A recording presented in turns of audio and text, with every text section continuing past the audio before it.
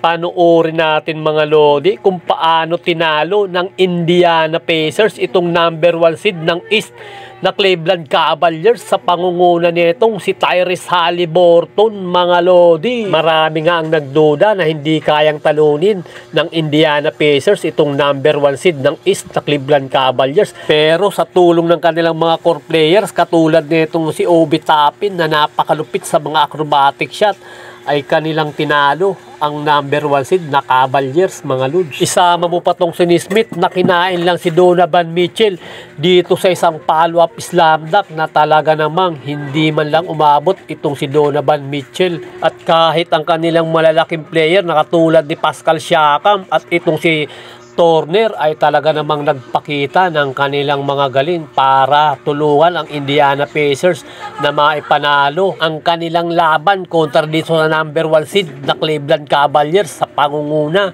ni Donovan Mitchell mga lodi. At talaga namang maraming nagulat ng pataubin nila ang number 1 seed ng East na Cleveland Cavaliers dahil ang kanilang mga big man ay hindi lang sa loob lumaro kundi pati sa 3-point territory ay talaga namang maganda ang ipinakita ng mga ito. Kaya naman hype na hype sa kanila ang kanilang mga fans at lalo na itong si Tyrese Haliburton na talaga namang ipinagbubunyi ang kanyang mga kasama at talaga namang hindi napigilan ng Cleveland Cavaliers ang pagdomina ng Indiana Pacers sa kanilang laban. Mapaloob man o mapalabas, nagpaulan ng puntos ang bawat isa sa mga player ng Indiana Pacers upang talunin itong Cavaliers mga lods. At kung sumablay man ang mga big man dito sa loob ay meron namang magpapalo up na katulad nitong si Maturin na ibinigay ang kanyang lakas upang makuha ang isang monster slam dunk at umiscore kontra sa mga player ng Cleveland Cavaliers mga lodi. At itong si Smith maraming pinakawalan na clutch 3-point